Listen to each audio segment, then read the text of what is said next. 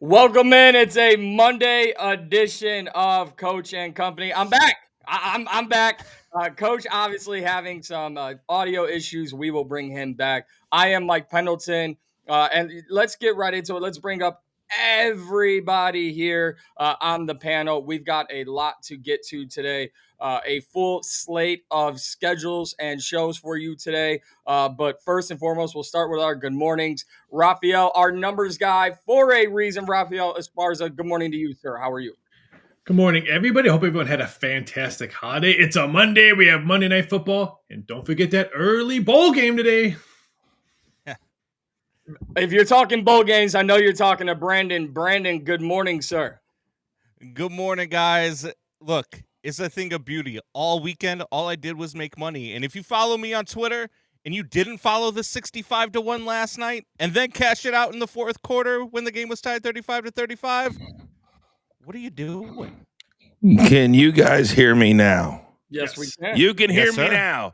Oh, a beautiful way to start off the day. But that's what happens when you're on the road. So, Mikey, if this falls off again, you will be hosting the show today. But I did want to welcome everybody in. We're out on the road. And as you can see, I don't have my beautiful background. But when you're on 365 days a year, sometimes you just got a guerrilla warfare. So, gentlemen, let's start things over just a little bit. Were you just barking about a 65-1 parlay? Is that what you were doing? Yes, sir. I posted it on Twitter for people to follow because people are like, oh, you got to start posting these ahead of time. So I posted it ahead of time. Nobody followed me. The last leg that needed to hit was Bears when they kicked the field goal to make it 38-35 in the fourth quarter. I was like, they can't keep this team out of the end zone. Cashed it out at 48-1. Wow. Congratulations. Thank you for texting none of us here at the show to get that one. I don't have time to look at Twitter. I got come here real quick. So I want to start with a positive vibe. So part of the reason, look at these beautiful, beautiful kids. Look at this beautiful child right here. Look at this beautiful child right here. Like these are my niece and my nephew. So if anything goes wrong today, you guys see yourself on national. Marcus right here. This is Marcus, and this is Hazel back here. So nothing can go wrong today. This is simply a show, right? Nothing can go wrong today, right? Say hello. Hi. See? All right, now you guys can sit down and watch your uncle do his thing. So, it's all positive. See, we got the kids. The kids. But now we've got to get to the adult portion of the program because we've got a full slate today. So, my question to somebody on the slate, my guy, Mr. 65-1, Brandon, best bets, go. Yes, let's go to the gridiron tonight because it's going to be a big one tonight. I think the Rams are going to roll by a ton tonight. So I'm going to take them minus 7.5 at minus 105. I can't believe that's only minus 105 at minus 7.5 against this really bad, inconsistent Falcons team in prime time with Kirk Cousins, who does not do well in prime time. And then let's go Blake Corum, anytime touchdown. He's been hot. They're giving him the ball a lot in L.A. I think he finds the end zone. That is plus 150 tonight. Blake Corum, anytime touchdown. Oh, I like it a lot. All right, so those are the first two I absolutely love. So, Mikey, let me come right upstairs to you. What do you got for us today? I'm going with the Milwaukee Bucks minus 2.5. I just have a feeling that the Bucks are playing a little angry. And if they're not, Giannis is. He doesn't care. Giannis said you're fighting for your lives. It's December 29th. Relax, Giannis. But I'm bought in. I believe the Bucks can win against the Hornets at least by 3 points. And then give me Anthony Edwards over 40.5 PRA. Coach, I know we're looking for positives today, but yeah. I'm going with players who have something to prove. Anthony Edwards and the Timberwolves get booed and a loss to the Nets at home, and he said I would have booed us too. So Giannis, Anthony Edwards, we're going to start off with check marks with them today. Hey, he's Mr. Honesty. He's always that guy. He never shies away from it. All right, I love those 4 plays. I'm looking at this, man. This is going to be at least an 8-win day. I can feel it already. So I'm going to give out DG's. His Wi-Fi went out this morning. It must be a nationwide thing right now. All of these storms, all of these winds, they're knocking everything out right now. Here in Kansas, we got a huge snowstorm last night. So let's go Bucks first quarter team total over 29.5. Now the Hornets, their defense is atrocious. It's atrocious, especially in the first quarter. They're giving an average of 32 points per game. So I love the Bucks tonight. A little synergy with Mikey P. Then Pacers and the Rockets, first quarter over for the game, 53.5. DG's kind of become our first quarter guy. And so we're going to stumble into that again today and have some early cashes in these NBA games on a Monday. All right, Big Chuck, coming over you. What 2 plays you got for us today? Going back to the NFL, Rams, Falcons, and old Kyle Pitts over 55.5 receiving yards. If this Rams defense does have a weakness, is against the tight end position, and Kyle Pitts has been playing out of his mind the last month, going over 55 yards in 4 straight. I think he has another nice performance tonight. And then we're going to the NHL nightcap, Minnesota, Vegas, the Golden Knights. They enjoy scoring goals at home. They went over the total in 5 of 7 in 6 straight versus Western Conference teams. I'm going to go ahead and back the over 6 in Sin City. Very, very nice. By the way, there's a lot of you out there that watch on YouTube as opposed to the Stadium Network and Prime Video and all the big platforms we are on. Kimberly just put out a fact that I wasn't even aware of. I've been so busy. Guys, I didn't even know I was perfect on Friday. I believe it was 3-0. And I was perfect yesterday again, and I wasn't even on the show because I was traveling. Mikey, I'm even doing work for the team when I'm not even on the ground. That's how hot I have been.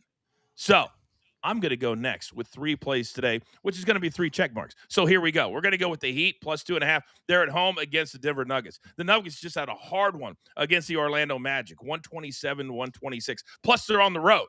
So that makes it even harder. And the Heat just scored 142. So they got their offensive mojo back a little bit. So a home underdog, I'm going to take it all day. Then Hawks Thunder over 235.5. The Hawks are the most welcome dance partner in the entire NBA. The entire NBA. And the Thunder, they're a little pissed off because they have been losing to the Thunder and pretty much only the Thunder the last couple of weeks. So I think tonight this one sails into the 240s, maybe even the 250s. And then speaking of 240s, how about the Cavs and the Spurs? Spurs have become perhaps the best team in the entire NBA. And that's not hype. That's just how they are playing. They're young, they're athletic, they love to score, and they love to get up and down. So you throw the Cavs into the mix, over 241.5. Yeah, I'll cash that all day long. Raphael, my guy, talk to me. We're going to the Atlanta Falcons running back today in Monday Night Football, and keep an eye out for this game. Some 7s have been popping up. I think the 7.5s will be long gone by kickoff. So I'm going to take Bijan Robinson over 73.5 rushing yards at -3 nickels. He's hit this 4 straight games, and I think the run game is going to be very important for the Falcons to keep the Rams' high-power offense off the field. I think Robinson has a big game on the ground, and look at his receiving yards as well. And I'm going to the NBA because there's a lot of synergy in this game with the Bucks and Hornets. I have the first quarter over 58.5. We already discussed it. Hornets' pace of play in the first quarter is tremendous. They're averaging almost 59 or 39 points per game in the first quarter. Their last 3 games, they've hit this in 4 straight. And these 2 teams take place twice already this year. And both of those games, first quarter, went over the total. So I really like the Bucks Hornets first quarter over 58.5. It's probably going to move because the total keeps on moving. Yeah. So I'm looking at 13 best bets. So if we go, let's say 9-4, we will bring out, and by the way, guys, we have to rename the Wheel of Doom. I had a couple of fans who love the Wheel of Doom, but they think it sounds negative. So we got to come up with a new name for the Wheel of Doom, even though it was based off of the finger point of doom. Shout out to Triple H. Real quick, because I got my 2 Chicago guys on the program today. And I know last night came down to the final play. So, Mikey, I'm going to start with you, and then, Brandon, I'm going to come over to you. It was the first game in the history of the NFL, the history of the league, to have a tie at 7, 14, 21, 28, and 35. It's never been done before. Now, taking your fandom out of it, because I can only imagine what you were like as he was dancing around last play of the game, looking for somebody open and then throws it into the dirt. What did you make of last night's game on the road, almost knocking off the 49ers? Well, the defense couldn't stop a nosebleed if you're the Chicago Bears, and that was the most disappointing thing. It was nice to see that Caleb Williams and the Bears kind of kept pace with the San Francisco 49ers. As a lifelong Bears fan, you would see that this team doesn't do that ever. So usually it's the Bears getting mollywopped in these high shootout games. It was nice to see, despite the loss, that they were able to hang in there, at least on my end. That's kind of the positive that I would take out of it is if I need to go on the road in the playoffs and play a high-level team, I can do that. But, Brandon, let me come over to you. You work in Chicago. You are a Chicago fan. Do you take positives away from last night's 42-38 loss, or do you take negatives away? Yeah, no, there's only positives to take away from this because 2 times this year, the Bears have gone on the road to really good playoff teams at their home. They dominated Philadelphia in Philly on Black Friday while they were the standalone game. And then they went out last night, and yes, they lose the game, but man, was that a great game. And you competed with one of the best teams in the league on their home, and you put up the most points that they've given up all season long. Look, it is a tough loss. I hate losing, but I was okay with it last night. Raphael, let me come over to you because when you think of all the positioning that's going on in the NFL, and we'll get more into that coming up in about 30 minutes, these are two teams that I think are in the hope version, not the we know what we can do version. The 49ers have been there, but the Bears are now this new team with this new quarterback and a newfound excitement, emotion on this football team. And I hope that they don't take last night's non-defensive effort as anything but a positive. Oh, it's easily a positive because they're probably going to learn from what happened yesterday. I mean, they gave up so many points. They couldn't stop the run, couldn't stop Brock Purdy. So it's a learning experience for the Bears. And I'm okay with the loss as well because now you're going in with Week 18 with a big game, and they can go into the playoffs with some momentum. So I'm okay with the Bears because that's a learning experience they got last night in San Francisco. All right, real quick, some breaking news, guys, coming out of the world of boxing, and we're going to be starting to do a lot more sports talk and stuff. This is crazy, and actually very, very sad as well. So it just came across my desk that Anthony Joshua was in a severe, it was a fatal car crash in Nigeria, left 2 people dead, and there's video and pictures of him being pulled out of this car. Mikey, have you seen any of this story yet? Yeah, I saw the video. It's tragic, of course, and it's almost horrifying to see Anthony Joshua. And it's crazy how the sports and life intertwine, right? He was just on top of the mountain, and then something tragic like this happens, and you see just how real these athletes are to see Anthony Joshua pulled out of a car like that. It's absolutely incredible. I'm looking at it for the first time right here live on the show, and it is, oh my goodness. Yeah, he's being pulled out, and oh my goodness. And so we'll keep our, obviously, our focus on that, and the thoughts and prayers certainly go out to the family of the 2 people who passed away in this in this accident as well. All right, we're going to turn it back positive here because that's what sports does. So still to come, we have our 13 best bets that we've already thrown up onto the show, but we have our weekend rewind. So many things happened over the weekend, and there's a lot that we have to get into in the next couple of days as the college football playoff, they take center stage on Wednesday and Thursday of this week. Also, we get into the NFL. And if you don't think that the NFL got it right, if you don't think, as you look forward to some of the matchups we have in the NFL this coming week on Week 18, then you are out of your mind. It's going to be an absolutely insane week. We're going to be tackling it top to bottom and looking at some of the matchups. But also, don't forget, it's a Monday. And we have Monday Night Football, which means tonight at 7 p.m. Eastern Time, it is the Monday Night Grind. Now, for the Atlanta Falcons, they've been playing very, very good inspired football since being knocked out of the playoff race. For the Rams, the last time they went all the way to the East Coast, to Carolina, they got bounced. They better focus tonight because they are very much alive in the seeding side of things. So all that plus our NBA showcase. Just getting started on a glorious Monday. It's Coaching Company right here on Stadium.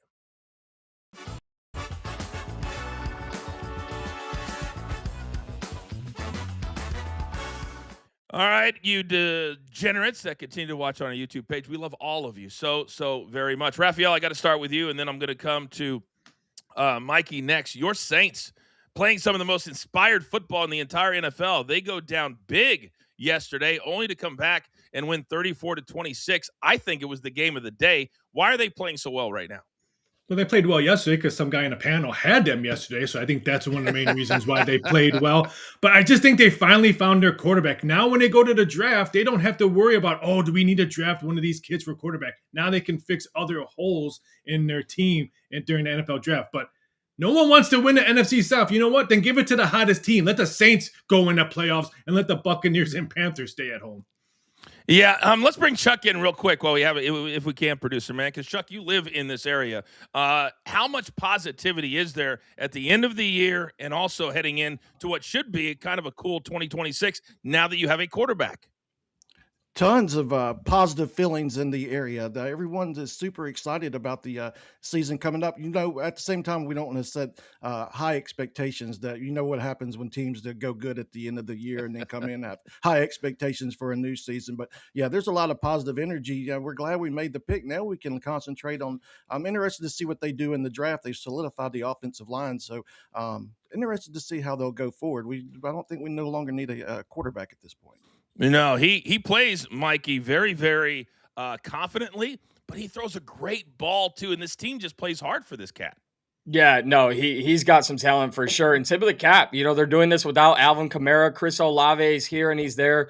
Taysom Hill, bad beat, cost me a winning ticket, but that's neither here or there. I'm just saying. I'm excited to see how the Saints build. I think they have some foundational pieces, with Tyler Shuck being the most important one.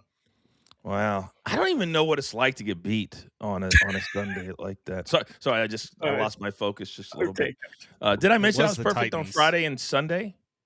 Oh, stop with it was only this team. They still play in the NFL. We're back. Weekend Rewind. Don't get me fired up, Brandon, in 5 seconds.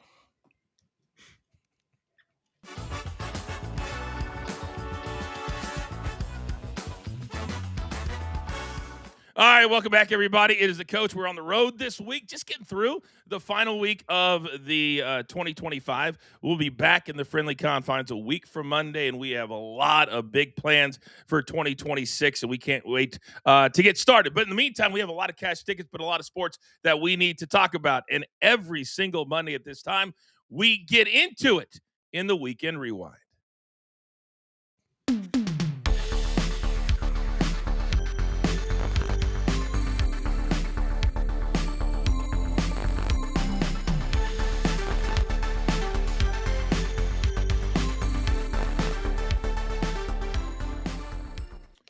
All right, where do we start? Well, we are part a sports betting brand, and we are part a sports brand. And when those two things intersect, Brandon, sometimes it's not always the best result. Where are you heading this morning, sir? Look, there was a lot of great football this weekend, Coach, but it was overshadowed by really, really terrible officiating. Look, I don't know what's going on in the NFL. I don't know if they have to overhaul their officiating crews. I don't know if they have to implement some sort of disciplinary action, or maybe just make their guys paid full-time as full-time employees like every other sport does. But it's really, really bad. I don't even know if maybe these guys are gambling, because you look at some of these calls, the call that cost the Chargers the game, the defensive hold, the illegal contact downfield. You had a hands to the face that cost the Bears last night that should not have been called, that should have been a touchdown. You've got these calls that are costing teams games, costing them playoff seeds, costing them divisions, chance to win divisions. The NFL has to get a hold of the NFL officiating, and they have to do it relatively quickly. Well, I saw Pablo Torre, who's kind of become this almost like a detective in the world of sports, and I saw a report by him that the NFL and Congress is going to get together and limit prop betting in certain sports, but certainly in the NFL. And this may be one of those reasons, because these calls there, and then you can just imagine all the people, Brandon, that are screaming at the TV, and it's just a whole negative thing. All right, Raphael, my guy, let me look at my notes. Oh, very interesting. He's going to the college gridiron. What do you have this morning? Coach, honestly, I think I probably watched more college football this weekend than I watched NFL, just because I love the storylines that we see in college football in these bowl picks. And I'm going to go to the Army quarterback, Cale Helms. He arrives in Fenway to play the Fenway Bowl with 101 temperature. You know what? He played the game. He wasn't looking for NIL money. No, I'm not going to play this game. He wasn't looking to go to the transfer portal to sit out. He played a Michael Jordan game, a 101 temperature game. This kid plays for his country, he plays for his teammates, and he plays for the love of the game. That's why I love college football bowl season. Saturday was a lot of fun. It was a lot of fun. I think we had 6 games, a lot of high-scoring games, but you have hardcore guys like this kid, and it just makes you remember the good things about the college bowl season and not all the idiots that are sitting out, and all of a sudden we've got a 3-0 game at halftime. See Penn State. All right, so, Raph, you've gone. My guy Brandon, you've gone. Mikey P, let me come over to you. Where are you headed this morning, sir? Coach, we're in the holiday season. We're supposed to be loving and cheerful, but there's way too much fighting overshadowing several different sports leagues. In college football, you had Louisville and Toledo fighting at the end of their bowl game. Cal and Hawaii, that was an ugly end to that game on Christmas Eve. We all saw Jose Alvarado, which looked like me trying to throw a punch in an NBA game and actually connecting. Giannis and the Bulls. My point is I can name all these games, including the Giants and the Raiders, where all these fights break out. Where's your pride in winning on the field? These are not the most exciting matchups, but I'd rather talk about the Raiders have the number 1 pick. I'd rather talk about closing out a bowl season. But no, we're talking about how 4'5" Jose Alvarado somehow lands a punch, and that's what's supposed to excite us about the New Orleans Pelicans. Well, it was kind of an exciting video, though. What did you say? I mean, a small cat, David, Goliath, all those sorts of things. All right, my weekend rewind topic is I'm so tired of analytics dictating the game. And if you're the New England Patriots and you're Mike Vrabel and you're Drake May, you're saying thank you for the late Christmas presents, Buffalo Bills. Because when you look at the Eagles-Bills game yesterday, for 3 quarters, the Bills were dead. The Bills were doing nothing. And then all of a sudden, they score a touchdown, miss the extra point, or however they decide to go for it. Then they score a touchdown with, 11 seconds to go in the game.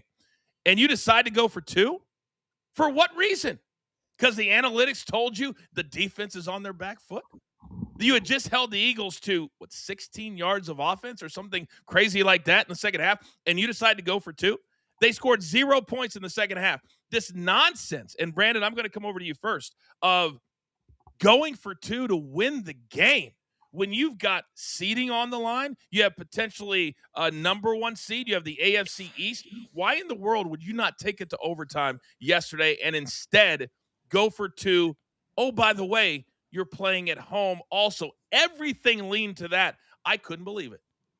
Yeah, look, this is the new NFL, and I didn't like it either. And there are times where I'm totally fine with people going for 2 and trying to win a game as opposed to tie it up. And I'm all for the guts and the glory of the NFL when they try to do that. But this wasn't that time, man. You had held them down to 16 yards of offense. Your defense was playing amazing. There was no reason for you to go for 2 in the situation. You kicked that extra point, and I know that the extra point before that had been blocked. And I know you've had struggles with your kicker anyway. But you take that chance and you kick that extra point to go to overtime because of how well your defense has been playing, and you're at home. The Buffalo Bills cost themselves the AFC East title last night because they decided to go for 2. Now, granted, the guy was wide open, and Josh Allen just misses that pass. But you, at that point, going for 2 is just the wrong call. With all that's on the line, it just didn't make any sense. Absolutely zero. And I don't even care if the guy was wide open. As soon as they decided to go for it, I'm literally screaming, going, what are we doing? Because, Mikey, let me come over to you. Not only did they cost themselves potentially the AFC East crown, but now all 3 wildcard teams are 11-5. And they have the potential, to be the 7 seed if they lose next week and Houston and the Chargers win. That's crazy. It is crazy, but this is what happens when you don't come out of the gates firing. And I want to play devil's advocate really quickly, Coach. Michael Bagley, I know 80% is usually good. I wish I got 80% in school, but he's 80% on extra points. And when it's a game you absolutely have to have, Sean McDermott has not always made the smartest of choices. So I could see it from that perspective of going for 2. However, we can't just look back and say the loss yesterday cost them. This entire season of bad choices and bad play calling has cost the Buffalo Bills. It's kind of been a narrative, hasn't it, guys? That not only the Bills, the Lions, all of these top shelf teams, Raphael, that in the past couple of years have been playoff teams, and they're getting all the way to the end, and who's going to be able to beat Josh Allen or Patrick Mahomes. all of these teams now either have injuries or bad decisions have lined them up for a very disappointing ending to this year. Yeah, Mikey's correct. Last night's game is not the reason why the Buffalo Bills are in that situation. It's the whole season why the Buffalo Bills. That's why I said their Super Bowl window is closed. Remember, I said it months ago and I got made fun of. Their Super Bowl window is closed. New England is a better team than Buffalo. Yesterday was a perfect example. I think Buffalo is going to think about 3 games into their schedule as the reason why they're in the position they are. And now they're going to be moving into a whole new stadium next year. So if it's not the Bills, and we're going to get into the positives coming up in about 6 minutes or so. But if the Bills are no longer the team, the question is, Brandon, are the Patriots that team now? I don't know who the Patriots are yet. I was talking to a buddy of mine who's a huge Patriots fan last night, and I told him that's the problem that I have with the Patriots is I just don't know who they are because of the schedule that they've played this year. It was a really soft schedule, and I know you beat who's in front of you, and I think that this team is good. I don't know if they're great just yet. And in this NFL, in this season, in 2025/2026 now, heading into next week, I don't know who is the best team in the NFL because I think that this thing is so wide open. If you told me anybody outside of the NFC South and anybody maybe outside of the AFC North was going to the Super Bowl or was going to win the Super Bowl, I don't think I'd be shocked. It is going to be, I think, the most wide open playoffs we've ever seen because, Mikey, on the other side of that game yesterday, you got the Philadelphia Eagles, who for 3 periods, who was calling the game? It was either Romo or Brady. One of those two. Brady, right? Brady, with the leather gloves. Oh, my gosh. $37 million a year for that. But God bless you, Tom. You're trying. But the Eagles, he was raving. This is who the Eagles are. Great defense, timely offense. No, the offense was horrible. They only scored 13 points. And right now, if I'm an Eagles fan, I'm probably feeling the same way as if I'm a Bills fan, Mikey. Yeah, timely offense. Tom, Jalen Hurts had as many passing yards as all of us on the panel in the second half. I don't know how you can call that game and say that the Eagles have an effective offense. Coach, I look at the NFL as a whole this year, and I look at the teams that have kind of risen to the occasion. You look at the Jaguars, Broncos, Patriots, on the NFC, the Chicago Bears, and some of these other teams. Yes, you can only beat who's in front of you, but I think it's the way in which you beat these teams. The Patriots, to me, sent a huge message yesterday. They could have just laid down and said, we'll let the Jets kind of keep it competitive. No, they did exactly what a top seed in their conference should do, and that's take a lowly team behind the woodshed. And for me, looking into Week 18, the Patriots are one of the top teams, in my opinion. Oh, yeah. It's about what happens at the top. And it's about the head coach. And Raphael, right now, when you got Mike Vrabel, right now the Tennessee Titans are going, what the hell did we just do? You're seeing when a grown-ass man runs a grown-ass organization, you get grown-ass results. And that's who the Patriots have turned into be. I got 30 seconds for you. Yeah, yesterday made me believe that the Patriots just leapfrog Buffalo as the best team in the AFC. Say that one more time. The New England Patriots leapfrog Buffalo as the best team in AFC. Very interesting. Hot take from Raphael. All right, coming up on the other side, it's never too early, and I mean never too early to look forward to Week 18 because some of the matchups that we have because of the results yesterday are going to be absolutely phenomenal. Whoever wins will get a big-time gift. Whoever loses could be sitting at home. See the Pittsburgh Steelers. We break it all down. Also, we look forward to the last Monday night game of the entire season. It's the Rams and the Falcons in the ATL. And oh, yes, Chick-fil-A will be open. That's all coming up. We're only halfway home. This is Coach and Company, live as always, right here on Stadium.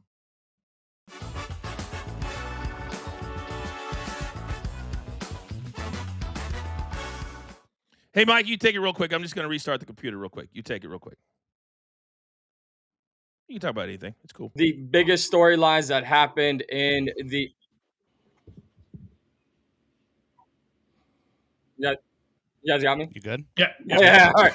I don't know what just happened there, but let's take a look at some of the top storylines, guys. I have to go to the game that I was very much focused on, the Raiders and the Giants. No one else cared. We're getting brawls on the sideline for the number 1 pick.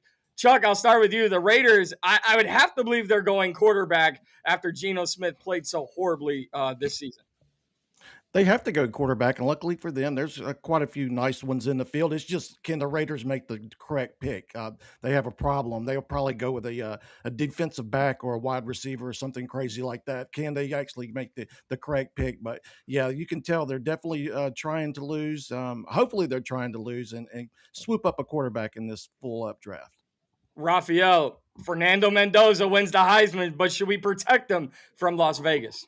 Maybe the Raiders will draft another kicker. They've done that before. That would be fantastic. But I'm not 100% sold that this quarterback class is as good as everyone thinks it is. So maybe the Raiders could trade it and get more assets to them and maybe get one of these free agents that's around. I don't know. I don't know if I would trust this quarterback as a number one pick. Brandon, what do you got on the Raiders locking up the number one pick right now?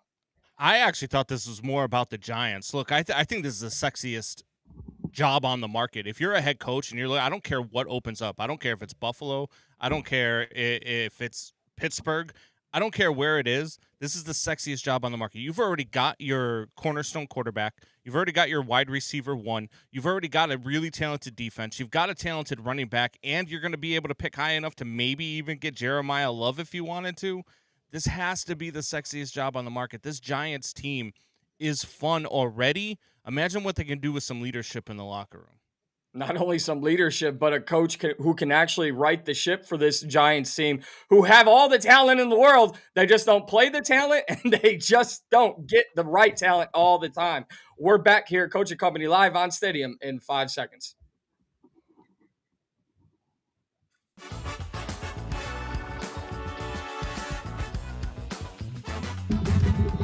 Welcome back, everybody. We're only halfway home. It's 10:32 if you're watching us live in the East. It's 7:32 out here in the West. As you can see, we're outside of the friendly confines only for this week, because starting next Monday, we are locked and loaded for a gigantic 2026 and a bunch of announcements coming on the way. We're live on Prime Video, DirecTV, YouTube TV. The list goes on and on. Now, the way the NFL schedule makers have done the schedule makes for the potential to have a great Week 18. Remember the old days when you would have nothing matter in Week 18 except some incentives and you'd have all the backups play? That's no longer the case at all. So we got to dive into some of the biggest NFL storylines of the entire weekend. So I'm going to bring everybody on. I want to see Mikey, Brandon, Raphael, and my guy Chuck. Because, Brandon, I'm going to start with you. Saturday, not Sunday, Saturday, we've got 2 winner-take-all matchups. What are the odds that we would get that? Now, we have one matchup where the teams don't want to win, Carolina and Tampa. But then you have the fight for the number 1 seed. Can we ask for any more than 8 o'clock on a Saturday night, Seattle in San Francisco? The winner is the number 1 seed. We can't ask for any more than that. No, absolutely not. And look, the NFC South is a conference that nobody wants to win, Coach. And you look at what could happen. Like, I'm almost rooting against my bet tonight because I would love to see the Atlanta Falcons win this game because of the chaos it would create in the NFC South. Because if there is a tie between the Tampa Bay Buccaneers and the Carolina Panthers, who neither team seems to want to win that division, and the Falcons win out, all of a sudden the Panthers win the division because they swept the Falcons. And the Tampa Bay Buccaneers could win that game against the Panthers, and if the Falcons win out, the Panthers still win the division. This is a division that nobody wants to win. I don't know what the hell's going on, but I root for chaos. And if the Falcons can pull it off tonight, I'd be fine with losing my money a little bit. All right. Well, Carolina's a team that I watched yesterday against Seattle, and I realized that's the team I want to play in the NFC playoffs because they are absolutely terrible. I don't even know how they're playing for a division title. So, Mikey, I want to focus on the number 1 seed. I want to focus on the game in San Francisco because this entire year, all we've talked about is the Rams and the Seahawks, the Rams and the Seahawks. And all of a sudden, the 49ers just keep winning and winning and winning in different ways. And now they have the potential for the entire NFC playoffs to go through San Francisco. How nice would it be to just play all your playoff games at home and then finish in the Super Bowl where? Oh, at home. That would be fantastic. And that's what you call a well-coached team and a well-put-together organization. From Kyle Shanahan to John Lynch at the top, the 49ers week in and week out. You saw the graphic on Sunday Night Football. about how Brock Purdy, George Kittle, all these guys were out. Fred Warner, Nick Bosa, they are last in the NFL in sacks. It doesn't matter if you can outscore your opponent each and every week. I'm so excited for this matchup on Saturday night. Raphael, let me come over to you because now all the games are 1 o'clock Sunday, 4:25, and then Saturday you got those 2 games. When you're looking at Seattle and the fact that they've got to win on the road, how much do you think the last 3 performances by Sam Darnold will help his confidence heading into a game where it looks like they're going to have to score a bunch of points if they want to win this thing? I think it helps his confidence. I think the bettors don't think that confidence is going to do anything. I think the home team is going to get action. And you said it. I remember many years ago, parlay cards weren't even out the last week because none of these games even mattered. Now we have not 1, not 2, but 3 really good games. And this one's right here. I think Seattle goes down. I just can't believe that the 49ers are in a position. We talked about the Rams in Seattle all season long, but we always forgot about the 49ers. And I can't believe they're in here because of Brock Purdy and that offense. The last loss, Big Chuck, was November 9th against the Rams. That's the last time the 49ers lost. So it's been damn near 2 months. And not only are they winning, Chuck, but they're winning in style. And Brock Purdy, 5 touchdowns on multiple games? Do you know how hard that is to do? This guy's becoming a legitimate top-flight quarterback. And we have to watch him do the Dougie every time. But I definitely I like Seattle in this spot. When they first played, Sam Darnold was just getting acclimated to his new team. So I'm definitely liking both dogs to come in, but I'm definitely liking Seattle. I think we'd see more points. It was lower scoring the first time they played. I think we see more of an offensive explosion. I think the Seahawks will get them. It's a low number, but yeah, I think they get the victory straight up. All right, so let's shift over now to an AFC matchup. And sometimes, Brandon, you will say to somebody, you couldn't just do that, whatever that is. And yesterday, that was beating the lowly Cleveland Browns. That was just scoring more than 13 points. You win the division. That was the Ravens not laying down at Green Bay on Saturday night to now set up a winner-take-all for the AFC North title. Since it's Aaron Rodgers, does this just kind of add a little bit of fun to it to hopefully, for some people, see Aaron lose his last 2 games of the year and sit at home with the rest of us? Well, first, I'd like to thank Chuck for pointing out to me exactly what that dance was that Brock Purdy was doing because I had no idea. He's like the white guy in the corner of the club who just bobs his head to the music and then somebody taught him one dance and he just does it over and over again.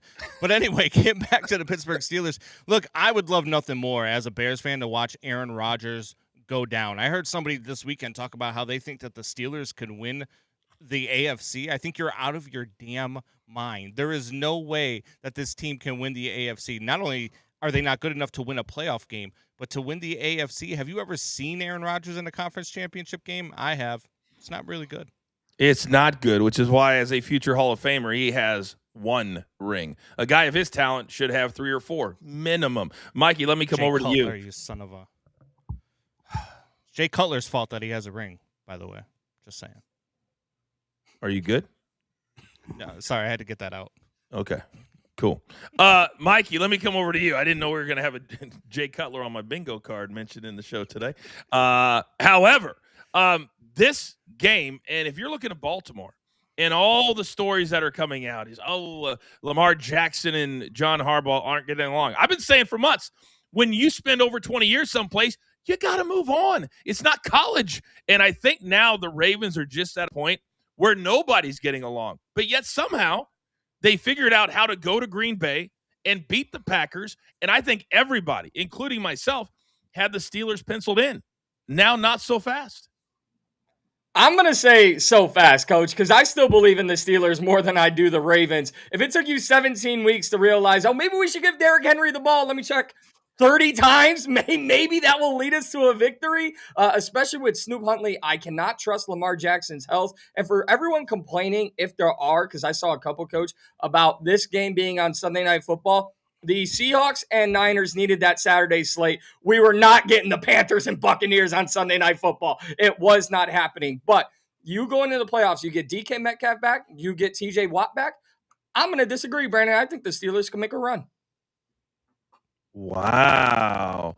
Calling you out right here live on a Monday. It's not the first time he's been wrong. think about that? Savage, right? The kids say savage. The kids say savage. I'm trying to look at what other game you would put on Sunday night. I'm trying to figure out who are these people that are complaining, Mikey, that this would be the Sunday night game. I guess you could have Chargers Broncos.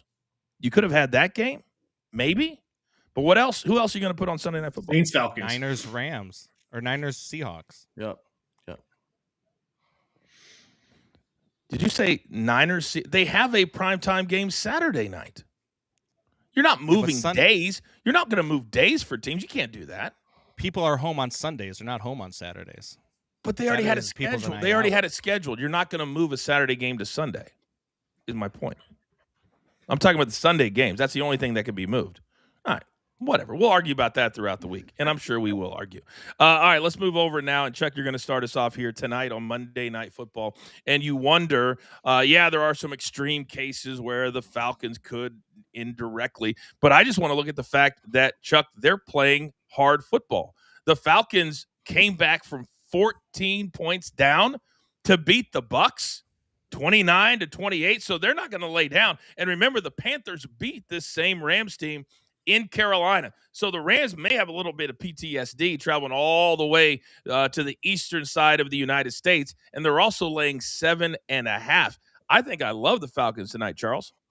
I definitely like the Dirty Birds in this spot. Catching the 7.5 at home. They normally give the Rams a hard time. Also, they're loaded on offense, especially since Kirk Cousins has come in, all those offensive weapons. So I think in a higher scoring game, it favors the Falcons. If it's lower scoring, I would definitely look at the Rams. But the more I look at this game, the closer it gets to game time, I'm definitely siding with you on the Dirty Birds in this spot. It feels that way, Charles, doesn't it? And Raphael, let me come over to you because you live down, you and Chuck, in this part of the United States. And for whatever reason, the Saints and now the Falcons in this division have not booked their travel yet. And I don't know why it is, because some teams certainly do. But tonight, do the Falcons keep it within that number, or would you prefer to buy a half a point and lay the touchdown with the Rams? Well, if you're going to buy a half a point, I would say wait, because you don't have to, because I still think this one lands at 7 by kickoff, just because the bettors are looking at the dog and under. Normally, Monday nights, favorite and over, favorite and under. The dogs are coming in, and the money's coming in on the under. So I would say wait. If you like the Rams, you can probably get 7. I would grab the 7.5. Or it's even, the Falcons is even a good tease spot to even boost more points at home. But I think the under is probably my best bet. I think this game goes under. Oh, every part of me wants to bet the over after what I saw last night. And I cannot bet the last Monday night game when I'm trying to get into the lounge on the Monday night grind, Mikey. I can't bet an under. I can't do it. But I'm still out on the streets, by the way. 20 seconds for each one of you. I don't know what to do at this point. Coach, we instituted a rule for you, Raphael and I did yesterday. We're going to allow you one pick from each team, and we'll give you Bijan Robinson and Kyron Williams. Welcome to the lounge. Oh, everybody thought that was funny? Everybody thought that was funny? Feel sorry for your boy? So you give him a plus 150 pick? Brandon, I'll give you 20 seconds. Don't waste it like Mikey just did. It's the over, Coach. It's the over, and it's going to be the over because the Rams are going to hit the over all by themselves. This is Kirk Cousins in primetime, guys. Kirk Cousins in primetime. It's going to be Rams 50 to the Falcons -3 because Kirk Cousins will find a way. He'll find a way to go -3. All right. We'll have a full breakdown of tonight's game at 7 p.m. Eastern time on YouTube, on social media, the last Monday night grind of the entire season. All right, still to come. Every single day, we focus on at least one, sometimes two NBA games. And now that Christmas has come and gone, the NBA takes center stage. We got 2 big-time matchups tonight. We break it down next. This is Coach and Company on the road, right here live on Stadium, YouTube, and social media. Come on back.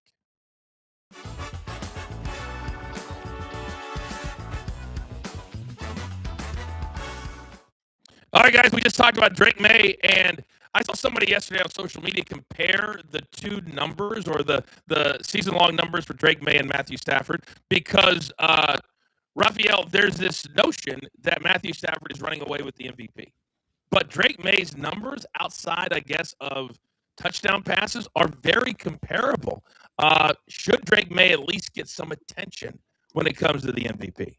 Oh, he'll get a lot of attention, but everyone's saying Matt Stafford. If he has a game, if they win today, then they can probably just give him the trophy. But let's say if Kirk Cousins outdoes him tonight, and let's say the Falcons win, wow, do we have a storyline for Week 18? Because I think some Drake May money will come in all week long. So I love chaos. I'm hoping for a Falcons win just so we can see Drake May love. Big Chuck, what about you, big dog? Definitely have to go when May led the Patriots to the division title for the first time in 5 years. Yeah, you have to definitely look at running away with that division. And he probably they're a sneaky pick. They could probably go far in this wide open AFC field.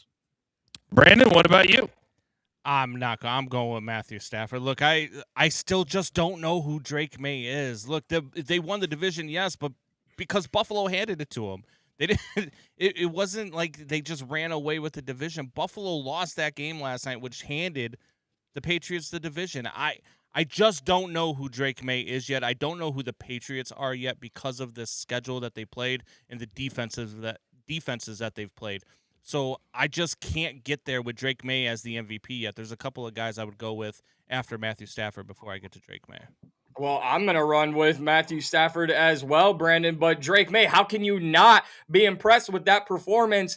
I think the most interesting award race in this whole thing this year is the Coach of the Year. I think we have more candidates for Coach of the Year than we do MVP in the NFL. I got to jump in and make sure. Is my sound better now? 1, 2, 3, 4, 5, 6, 7, 8. Yep. Yes. Yes. Got better at the end there. Yes. Yes. Got better at the end. 4, 5, 6, 7, 8. Yep. All right. Like I said, guerrilla warfare. We're almost done. We only got 4 more shows today. Interesting. All right, we're back live on the Stadium Network in just 5 seconds.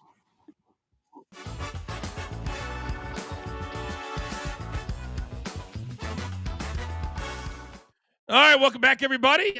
It is Coach and Company here live on the Stadium Network, Prime Video, DirecTV, YouTube TV.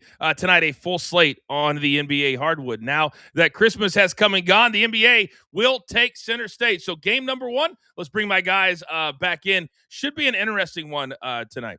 That when you look at, let me look at my right now, that Denver and Miami. Denver coming off a 253 game, Brandon, against the Orlando Magic, which normally are not an over team. The Heat are, but I like the side tonight, getting 2.5 at home. How do you see this game matching up tonight? It's Nikola Jokic. I mean, he's the best player in the world, and I think that Denver covers this number. I think that Denver wins this game big. I don't think the Heat are that good, and Nikola Jokic, he can just take over a game. This Denver Nuggets team can score points too. I think Jokic and the Nuggets roll. All right, Mikey, they just scored 142 against the Pacers. Is that fool's gold right now? Yeah, listen, for me, I look at this Miami Heat team, guys. Bam Adebayo is back for this matchup. And while no one can stop Nikola Jokic ever, I'm very interested to see what the Miami Heat can do with Bam Adebayo and Kel'el Ware on the inside there against Jokic. I do like this number to go over because neither of these teams play defense. But I'm very, very interested to see how Jokic plays inside the paint against Miami's bigs.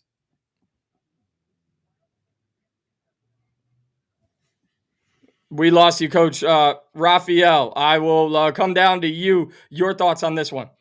It's going to be very interesting. It's all about the 3-ball. If the Miami can hit the 3-ball, then we have a really tight game. If they struggle from 3-point land, then I think Denver runs wild. But it's going to be interesting. The Joker usually struggles with Bam because he doesn't like guarding Bam outside, and he opens up the middle. So it's either what's gonna fix it? Is it going to be Joker or is it going to be a 3-point shot? I'm going with the Joker because he's playing some of his best ball right now.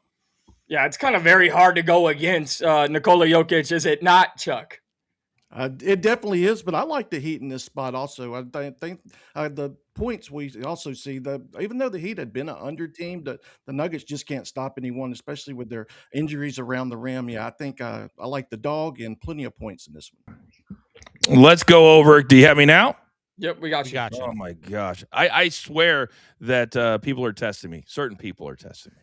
Let's go over to the late game tonight. This is going to be an awesome one. It's going to be the Cavs and the Spurs. This could be a preview of the NBA Finals. I say that because the Spurs, Brandon, have beaten the Thunder 3 times. 3 losses on their card are to this team. I think the Spurs, nobody is talking about them as the best team in the entire league. Am I crazy? Yeah, look, I've been talking about the Spurs all year, and now the books finally made them minus money. They've been plus money all year. I've been making so much money off of the Spurs that seeing them at minus 155 really ticked me off today. I think the Spurs are the best team in the NBA. The way that they handled OKC in the 3 games that they've played them in such a short time, too, was crazy, right? Because you play them in a home and home on Christmas, and you just manhandle them. I think the Spurs are the best team in the NBA. I don't think anybody's talking about them. I think Wemby is going to lead this year. I think Wemby might win the MVP. If you can get a ticket on him now, go get it. Best thing that happened to the Spurs was him getting hurt. Because everybody else figured out how to play together. Then they were bringing him off the bench, which he didn't care about, which tells you what, Mikey, that he's a superstar with no ego. You got to have a guy like that. You absolutely have to have a guy like that. But I was mostly curious about this Spurs team with 3 guards coming into the draft. You're like, there's no way they would draft Dylan Harper. They already have Stephon Castle, last year's Rookie of the Year. They have De'Aaron Fox, who's a game-time decision for this game. No, they all 3 work out, and they play very well together with Wemby down there. Coach, I'm going to give you a hot take here. I think this game tonight will start the downfall of the Cavaliers, who I think will start to see Darius Garland, Evan Mobley, Jarrett Allen in trade rumors, and I think it starts tonight because of the Spurs beatdown. Wow, that is a hot take. On the same season where the Celtics are a little bit hurt, that the Knicks aren't – you think the Cavs would dismantle themselves when they're – let me check my notes real quick. Oh, yeah, I guess they are the 8th seed. All right. We've got 13 plays, which means it is now time. If you were not here at the top of the show, that's okay. Neither were we. It's time to lock it in.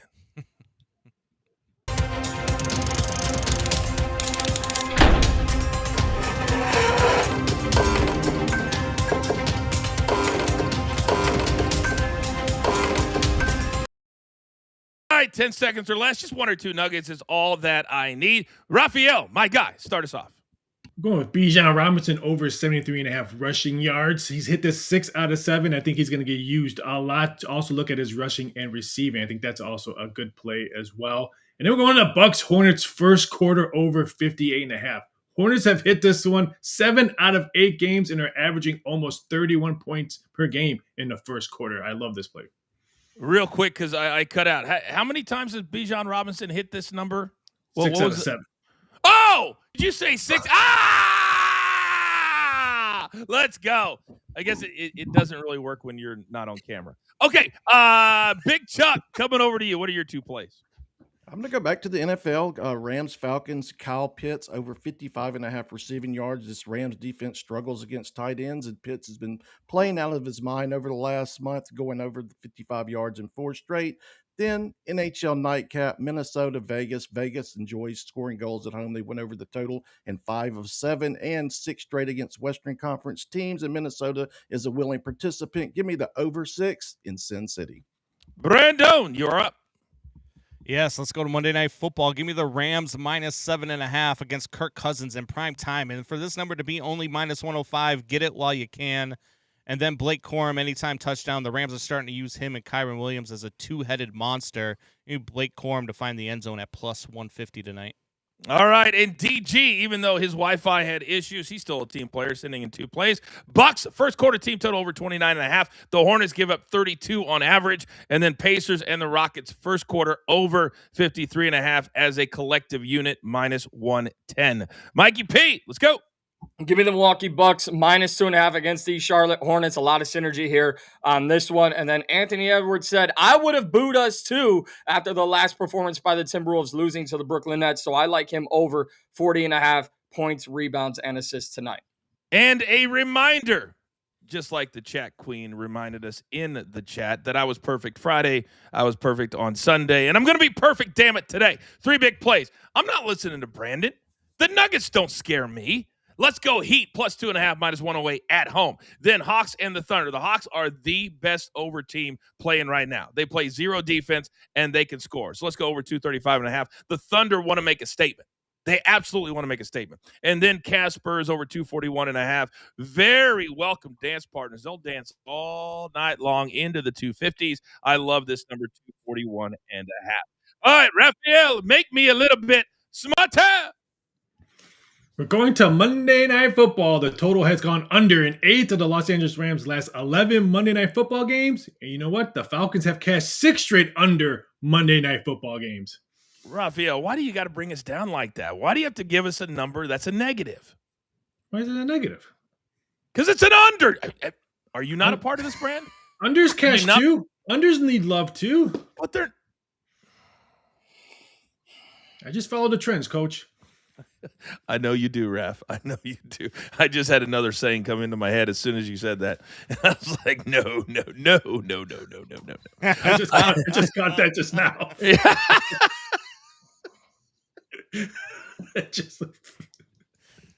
All right, Mikey, real quick, give me 20-second preview of the grind tonight.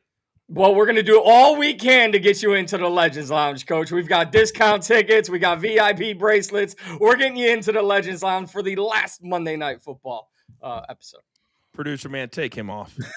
Give me a one shot. See if I can power through the final 60 seconds of the show. It's time for all of you to go out into the world and understand that no matter what happens, this is just a show. What you watch is just a show. We're supposed to have fun, and that's exactly what we do every single day. And coming up in 2026 is going to be a ton more fun. Coming up tonight at 7 p.m. Eastern time is going to be more fun. Today at 2 o'clock Eastern, more fun, because that's what this is all about. So there's only one thing left to do, and I believe you all know what that is. All right, listen, kids. You've got your marching orders. Let's take all of these tickets straight to the pay window. For my entire team, damn it, do I love them all? Mikey, Raphael, Brandon, Chuck, DG, producer man, and I'm simply the coach. Try to keep this train on said track. We grind for you so we can win with you. It's what we're all about every single day. This is Coach and Company live on Stadium. Have a great day.